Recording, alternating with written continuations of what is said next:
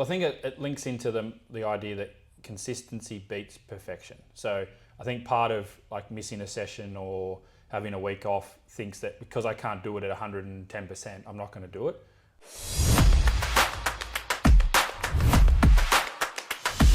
Welcome back to the Athlete's Edge podcast. Today we're talking about something every athlete and every parent deals with, and that's busy periods. Life ramps up, school, sport, work, expectations, and the first thing that most people drop is the gym. But here's the bigger message behind today's episode. So busy periods are where you either build or destroy the meta skills that make people successful.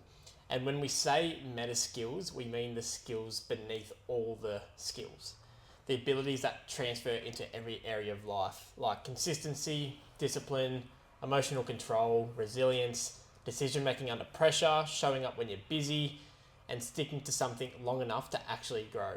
These are the skills that separate high achievers from everyone else. And busy periods are when these meta skills are either strengthened or completely fall apart. Yeah, and it's one close to our heart because it's probably, I'd say, the number one reason why I hired the man sitting across from me. So if I take this from the business owner perspective, if I'm hiring someone, often we think about the job skills. And so if we think of this in the athlete example, it's the speed, it's the footy skills, it's the netball shooting. A lot of these skills can be learnt and pretty quickly. Things like the meta skills though, these are something that make someone really employable, dependable, really coachable, and these take years to develop, and especially during the adolescence period becomes really important because that's when a lot of these skills are shaped. So this, I think, what we're going to talk about is a great one for parents, coaches, teachers, anyone that's sort of working or guiding young people. Our job is to support them, but hold them accountable. And I think that's the big one we're going to get to here. So if we don't hold people to a standard, it's easy for them to opt out because they're going to feel tired, they're going to be busy, going to be a bit overwhelmed at times. By letting them opt out, we're not helping them.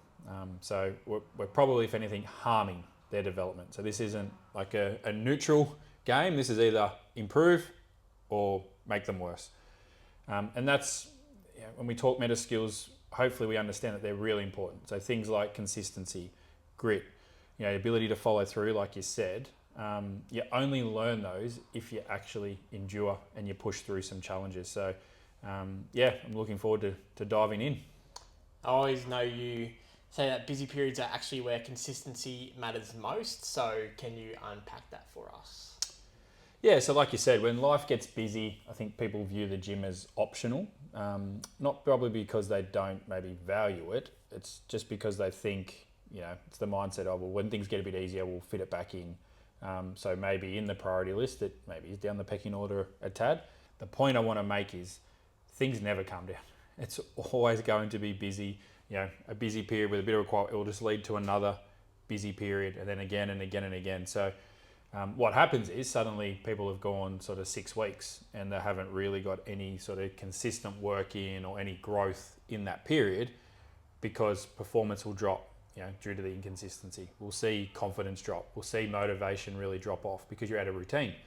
It's not off the back of, I don't think people care and are committed. It's more off the back of when, I guess, life punches you, you don't have a plan. So you're just not ready for it. Your consistency slips, your discipline slips, your ability to follow through starts to drop right off. Like we said, meta skills, you're either building them or you're undoing them. And so you've got to really face these challenges. And sticking to your schedule despite being busy, tired, stressed, overloaded.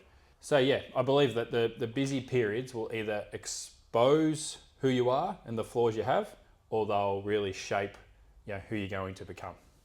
So I know we've had a couple of athletes sort of go through this where it's always the mindset of they want to feel fresh. Mm-hmm. And so when busy periods happen or rep selections or whatever it is, they want to feel fresh all the time. So what's the issue with that approach? Yeah, it sort of links into what I just said, is that you'll never be fresh. The only people that feel fresh are the ones doing nothing. And then, it's only a matter of time before your sport gets to a point that it's going to make you stressed and worn out anyway. And we know things like stronger athletes are harder to break. Off the back of what we're talking about and not dropping things off, we know people that have more structure actually get through the busy periods better, which makes sense. You're more organised, you're in routine. So when stress goes up, school load increases, the sport increases, you really need more structure, not less. Whereas I think people naturally think, if I drop this off, I'll have more time. More time is the enemy. The most successful people I know have no time because they're always doing something. They're always busy. It's one of my favourite quotes, exhaust the body, tame the mind, from Dan, I think procrastination, boredom, all these things are actually the real enemy. We want kids busy. We want them doing things. Yes, there's an element of, balance and, load management and stuff like that gets thrown around. But that's why I think structure is important. And when we take that away, so like feeling fresh, well, what happens in a week's time? So, okay, this week might be crazy and you got to not do, pull things out. What happens next week when you put them back in? That's what we call a load spike. So then they're going to be sore. So what happens? Oh, now I'm overwhelmed from gym last week. So then they want to drop it off. It's like, well, you do this all the time, you are never going to feel great. And so you kind of already touched on it a bit there, but how can removing gym actually affect their performance? Well, I think there's the lack of structure. So then, that's, I don't think, ever good. We need sort of structure, routine. That's how essentially the body works to, stimulus, recover, from very much a sport training perspective.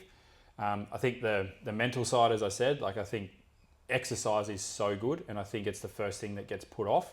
I would love people to go, I'm stressed, I'm tired, so I need to exercise to get me through this, to feel better the other side. And I think I said in a reel, I've yet to see someone that feels worse from having done a gym session. Maybe a bit tired, maybe a bit sweaty, but you just see everyone leave. We got, especially morning sessions, walk in, a bit lethargic, a bit down in the dumps, leave with a smile. And that's just off the back of your exercise and you're doing a workout. Because, we know movement regulates your mood. So you'll reduce your stress, you'll improve your focus, you'll have an outlet. It just really anchors your whole week in and around that. So if you remove it when it is chaotic, I think you're removing the best tool that gives you a physical or mental reset. On top of that, we just talk about, the actual physical. So, keeping tissue strong, building your speed and power, obviously more resilience off the back of that. So, you're less likely to get injured. You're going to have things like, confidence is going to be a lot more consistent. So we talk about stabilizing that and building momentum. I think that's a big one. And that's why the on and off sort of switch isn't great, because I think we can all relate to it. And I can put my hand up when things like nutrition or sleep and other things, it's easy to relate that if you've, say, had a bit of a weekend where you've gone off track a bit and out of routine, how hard is Monday to get straight back on? It normally takes you Tuesday, Wednesday to be like, I'm back to, my daily calorie target, or I'm back on track with my nutrition and that sort of stuff, or I'm organised with my food prep. Whereas if you do that over the weekend, Monday's easy and you just roll through the week, which is very much how you roll, which is impressive. And I think that is, once you get momentum, it just keeps going. Once you lose it, it's really hard to restart it and get back on track. And it's not the one gym session you miss, it's now the 2 or 3 that are compromised off the back of it. And then, some of these benefits can actually, blend into some of the meta skill development that we mentioned at the start. Yeah, so I think when you remove the gym, I feel everything else gets harder. If you keep the gym in, everything else just seems to stay manageable. And that seems a bit contradictory, despite we're talking about being busy. I had someone that started the gym this week that we knew really well, and is started last Thursday. Over the weekends, just my mood, my mindset's just different. One session in, I was like, that's pretty common. And I think we don't necessarily appreciate that. And as a result, we're often, dropping gym out, we're looking for other things to supplement that. And it typically doesn't go well. If you can stay consistent, I think you get better at handling pressure. Because you're getting challenged to not quit and to fit it in, you have to organise yourself better. So you learn that skill. Following through on commitments you've made, you're actually going to show up. You got to manage your energy and your focus and that sort of stuff, which I think is massive. If you think of, say you're drafted to an AFL team and you're feeling a bit flat, can you roll in with a shit negative mindset and being down in the dumps when you roll into your main training day? I think pretty quickly you're going to get told to pee off, off the track and go sort yourself out. So like you've got to find a way to, how do I get myself up? And I think that's just by doing it when you're not wanting to do it. And it starts at this age. Yeah, there's definitely less tolerance the higher you go up. Yeah, and I'm reading Grit at the moment, and it's really interesting. So Angela was talking about some studies from a few years ago and talking about how they compared young people who stay committed at something for 2 to 3 years versus 1 year versus not at all, and showed that basically if you can stay consistent for 2 to 3 years at something, then the chance of success, either in sport or beyond that, was massively increased. So it's not necessarily just that, like we're talking gym in this example, but it's just about consistency. That's what builds the skill kind of beneath the skill. And that kind of flows into the next point around, I guess, the effective minimum dose athletes need when things sort of get hard and time does get a bit tight. What's the minimum effective dose that athletes require? Well, I think it links into the idea that consistency beats perfection. So I think part of like missing a session or having a week off thinks that because I can't do it at 110%, I'm not going to do it. 80% is better than nothing. 60% is better than nothing. So you don't need the perfect week. It's just show up.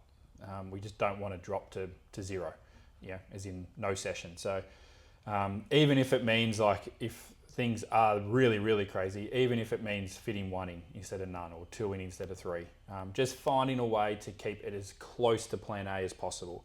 And for me, that is just modify, don't miss, within those sessions. One thing we sort of see as a trend, which is interesting, is, and this is what I would say to everyone around, if you're starting at sort of 1-2 sessions, is how can I find a way to grow that? Because what we find is the people that do more sessions, funny enough, show up more consistently because they've found a way to maximize this skill around fitting it all in and managing their week. Now, the problem is if you only do 1 session a week and you miss that session, you miss 100% of your training for the week. If you do 2 and you miss 1, at least it's still 50%, but missing 50% is a lot. 3 sessions, you miss 1, 33%. If you're doing 4 a week and you miss 1, you miss 25% of the week, but you still get 75% done, glass half full, half empty. So that's where the impact is like massive, 0 versus 75%. The problem there is our 3, 4, 5 people a week trainers don't ever really miss. Whereas what happens is we see with our 1 and 2 a weekers missing fairly consistently. So it's this massive discrepancy. I think that sort of proves a bit of a point in and around like the skills we're talking. I think people that do those 3 or 4 times a week, they've got to have a better consistent structure. They've got that momentum. They've probably got some higher standards because they've found a way to fit it in, and they aim here instead of aiming here.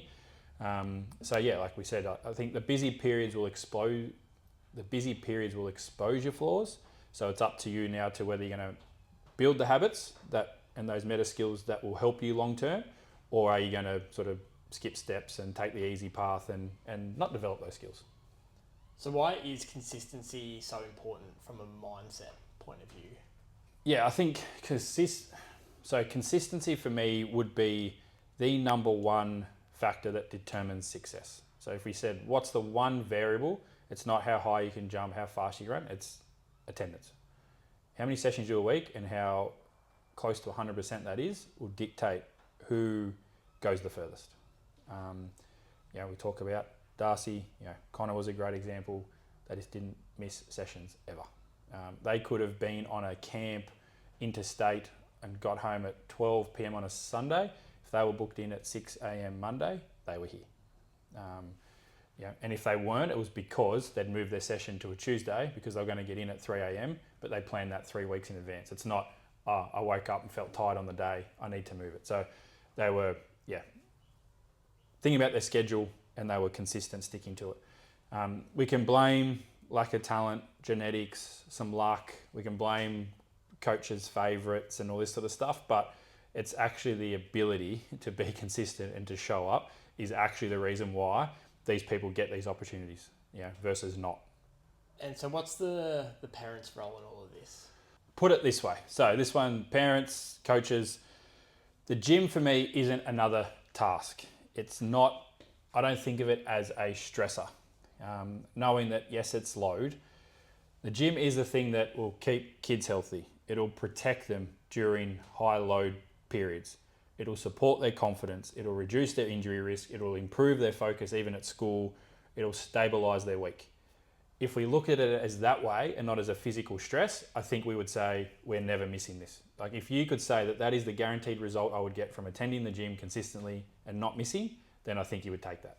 But instead we view it as, it's an optional thing. And a lot of the time it's because the parents don't go to the gym. They don't appreciate how it makes you feel and the benefits you get from it.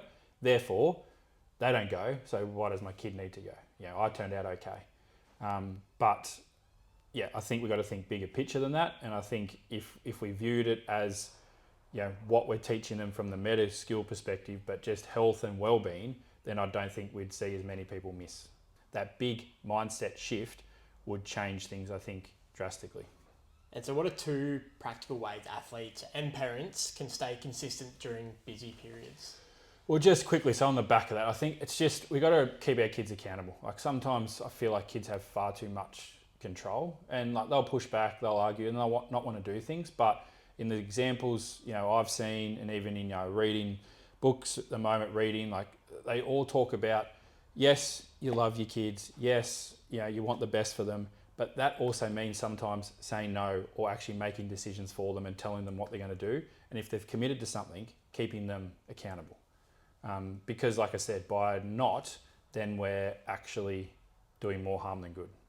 We think in the short term to get out of an argument or to get a, thanks so much or to get that recognition. I think that's more of a reflection on us, not them. Like we're chasing to feel good. But in the long run, what's the cost?